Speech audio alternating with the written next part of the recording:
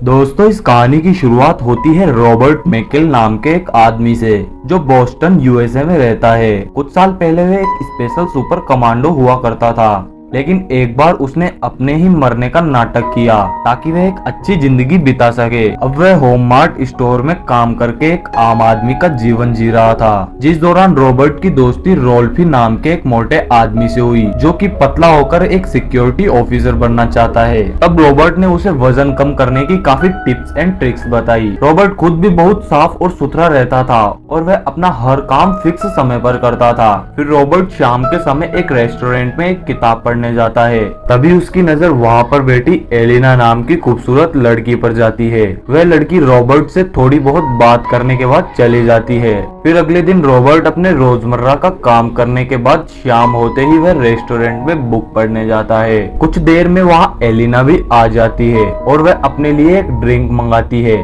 तभी उसके पास एक कॉल आता है जिसे उठाकर ये बात करती है तो ऐसा लगता है कि ये बहुत डरी हुई है। और फिर कुछ देर बाद वह एक मोटे आदमी के साथ कार में बैठकर चली जाती है। ये सब रॉबर्ट वहाँ बैठकर देख रहा था। फिर अगले कई दिनों तक रॉबर्ट रेस्टोरेंट में किताब पढ़ने जाता है और वह एलिना को वहाँ बैठे देखता था। एक दिन एलिना खुद उसके सामने आकर बैठ गई। तब रॉबर्ट ने एलिना के फेस पर कई निशान देखे, जिससे एलिना उसे बताती है कि मैंने स्लावी नाम के आदमी से पैसे लिए थे। अब वो अपना कर्ज वापस लेने के लिए मेरे जिस्म को बेचता है। ये सब मुझे बिल्कुल पसंद नहीं है। मैं तो बचपन से ही एक अच्छी सिंगर बनना चाहती थी। इतना कहकर रॉबर्ट को वह अपने गाने की एक सीडी भी देती है। इसी बीच वह बातें करते हुए रेस्टोरेंट से पैदल ही चले जाते हैं। वह जा ही रहे होते हैं तभी एक गाड़ी आकर वहाँ रुकती है, जिसमें से स्लावी निकलकर आता है जो एलिना को बुरी तरह पीटते हुए ले जाने लगता है। तभी रॉबर्ट उसकी मदद करने आगे आता है तो स्लावी उसे कहता है कि तुम्हें बीच में पड़ने की कोई जरूरत नहीं है। फिर कई दिनों तक रॉबर्ट को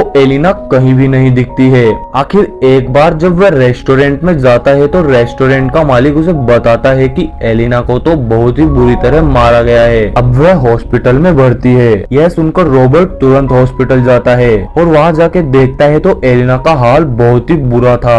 तभी एलिना की दोस्त मैंडी ने उसे बताया कि एलिना ने स्लावी के लिए काम करने से मना कर दिया था, इसलिए उसने एलिना के साथ ऐसा किया है। यह सुनकर रॉबर्ट को बहुत बुरा लगा और उसने एलिना की मदद करने का फैसला लिया। इसके बाद रॉबर्ट स्लावी के पास जाता है और उसे कुछ पैसे देकर बदले में एलिना की रिहाई मांगता है, लेकिन स्लावी ने उससे साफ इनकार कर दिया था क्योंकि वह एलिना के जरिए काफी पैसे कमा रहा था। स्लावी का जवाब सुनकर रॉबर्ट अपने पैसे उठाकर जाने लगता है, लेकिन वह गेट के पास जाकर दरवाजा बंद कर देता है। तब वह स्लावी के सभी आदमियों को गौर से देखता है और उन्हें देखकर हिसाब लगाता है कि मुझे इन्हें मारने में करीब 16 सेकंड का ही समय लगेगा। फिर रॉबर्ट एक एक करके स्लावी के सभी लोगों को बड़ी ही बेरहमी से मार देता है। फिर स्लावी उसके सामने गिड़गिड़ाने लगता है, लेकिन अब बहुत देर हो गई थी। स्लावी को खत्म करने के बाद रॉबर्ट अपने घर लौट आया और अगले कुछ दिनों तक आराम से अपनी जिंदगी जीने लगता है। फिर एक दिन उसने टीवी पर स्लावी और उसके गैंग की हत्या की न्यूज देखी, जिससे पुलिस तो स्लावी के हत्यारे को पकड़ ही नहीं पा रही थी। इसके बाद हम टेडी रेंसर्स नाम के एक आदमी को देखते हैं जो कि अभी अभी यूएसए आया था, जिसे स्लावी के बॉस व्लादिमीर पुश्किन ने स्लावी के हत्यारे को ढूंढकर मारने के लिए भेजा था। टेडी बहुत ही शातिर एजेंट था, इसलिए वह यह सब देखते ही समझ गया कि यह कोई आम आदमी का काम नहीं है। उधर रॉबर्ट अपने दोस्त रेल्फी के पास जाता है तो पता चलता है कि रेल्फी नौकरी छोड़ रहा था। दरअसल रेल्फी की माँ की एक दुकान है जिससे पुलिस वाले जबरदस्ती हफ्ता मांगते थे। जब उसकी माँ हफ्ता देने से मना कर देती है तो पुलिस वालों ने उसकी दुकान ही जला दी थी। यह सुनकर रॉबर्ट को बहुत गुस्सा आया और एक रात उसने पुलिस वालों की हफ्ता लेते हुए की वीडियो बना ली। फिर वह उन्हें यह वीडियो दिखाकर शिकायत करने की धमकी देता है। तभी पुलिस वाले रॉबर्ट को ही मारने लगते हैं। फिर क्या था, रॉबर्ट ने उनका इतना बुरा हाल किया कि वह खुद ही दोबारा वसूली के पैसे देकर जाते हैं। इसी के साथ रेल्फी भी काम पर दोबारा आने लगता है, जिसे देखकर रॉबर्ट को काफी खुशी मिलती है। उधर टेडी भी स्लावी के साथ धंधा करने वाले गैंगस्टर से पूछताछ करता है, लेकिन कहीं से भी कोई जानकारी नहीं मिलती। इसके बाद जब वह स्लावी के लिए काम करने वाली लड़कियों से बात करता है तो उसे पता चलता है कि स्लावी और एलिना में थोड़ी अनबन चल रही थी। इसके बाद टेडी सीधा मेंढी के पास पहुंच जाता है और उसे धमकाकर स्लावी और एलिना के झगड़े के बारे में पूछता है। तभी मेंढी उसे एक काले आदमी के बारे में बताती है जो उससे मिलने हॉस्पिटल में आया था। सारी जानकारी मिलने के बाद टेडी ने मेंढी को मार दिया और फिर हॉस्पिटल के सीसीटीवी में वह रॉबर्ट की धुंधली तस्वीर देखते ही समझ गया कि रॉबर्ट ही स्लावी का हत्यारा है। उधर रॉबर्ट अपनी ड्यूटी कर रहा था, तभी वह देखता है कि एक चोर बंदूक की नोक पर कैशियर को लूट रहा है। उस वक्त स्टोर में कई लोग व छोटे बच्चे मौजूद थे, इसलिए रॉबर्ट उसका कुछ नहीं करता।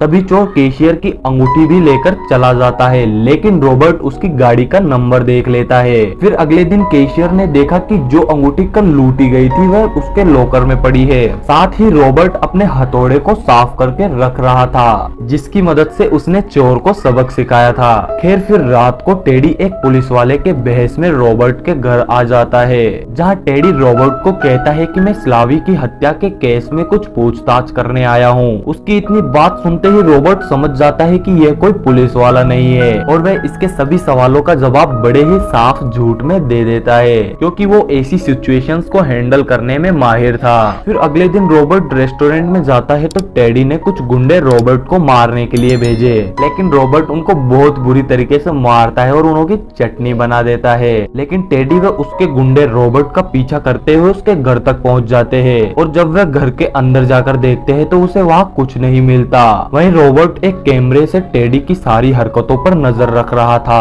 इसके बाद रॉबर्ट अपनी दोस्त सूजन से मिलने गया, जो डिफेंस इंटेलिजेंस एजेंसी में काम करती थी। रॉबर्ट सूजन से स्लावी के बॉस व्लादिमीर पुश्किन की सारी जानकारी लेने गया था। फिर हम सूजन को अपने पति को बताते हुए देखते हैं कि रॉबर्ट पुश्किन के पूरे माफिया को तबाह करने जा रहा है। अब रॉबर्ट पुश्किन के अड्डे पर पहुंचता है, जहां वह अरबों का काला धन देखता है। फिर वह बड़ी ही आसानी से सभी गुंडों को बांधकर एक रूम में बंद कर देता है और पुलिस को फोन करके पुश्किन के सारे काले धंधों का सबूत एक पेन ड्राइव में डालकर उनके हवाले कर देता है। इसके बाद हम टेडी को देखते हैं, जो एक महंगे रेस्टोरेंट में काला चश्मा पहने एक आदमी से बात कर रहा था। यह आदमी एक सीरियल किलर था, जिसे टेडी ने रॉबर्ट को मारने का मिशन सौंपा था। फिर उस आदमी के जाने के कुछ देर बाद रॉबर्ट टेडी के पास आकर बैठता है और वह उस आदमी का खून में सना हुआ काला चश्मा वहाँ रखता है। रॉबर्ट उसे कहता है कि तू मेरा पीछा छोड़ दे, वरना तेरे बॉस पुश्किन के साथ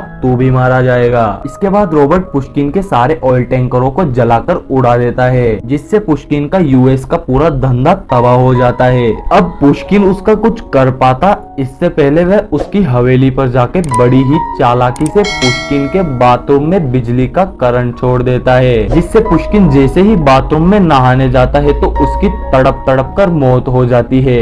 फिर इसके कुछ दिन बाद जब टेडी को इस बात का पता चलता है तो वह खुद रॉबर्ट को मारने का फैसला करता है और रॉबर्ट के स्टोर में जाकर वहाँ काम करने वाले सभी वर्कर्स को किडनैप करके रॉबर्ट को फोन करता है कि अगर तुम यहाँ नहीं आए तो मैं सभी लोगों को मार दूंगा। रॉबर्ट ये जानता था कि वह ऐसा कुछ करेगा, इसलिए वह पूरी तैयारी से स्टोर में जाता है और कंट्रोल रूम में पहुंच जाता है और सारी लाइट्स बंद कर देता है। फिर वह वहाँ के लाउड स्पीकर्स की मदद से टेडी के गुंडों का ध्यान भटकाने लग जाता है और बड़ी ही आसानी से गुंडों को धीरे धीरे ठिकाने लगाने लगता है और अपने दोस्त रेल्फी को बचाता है और रेल्फी को कहता है कि तू सभी लोगों को लेकर पीछे के गेट से निकल जा। जैसे ही सभी लोग बाहर निकलते हैं, रॉबर्ट स्टोर में रखे हथियारों की मदद से सभी लोगों को मौत के घाट उतार देता है और फिर लास्ट में टेडी को भी गोली मारकर ऊपर पहुंचा देता है। फिर इसके कुछ दिन बाद जब सब ठीक हो जाता है तो एलिना, जो अब ठीक हो गई थी, रॉबर्ट से मिलती है और उसे कहती है कि मैं स्लावी से आजाद होकर एक नई जिंदगी की शुरुआत कर रही हूँ। यह सुनकर रॉबर्ट को अच्छा लगा। गाइस, अगर आपको मूवी अच्छी लगी हो तो वीडियो को लाइक और चैनल को सब्सक्राइब करना ना भूलें।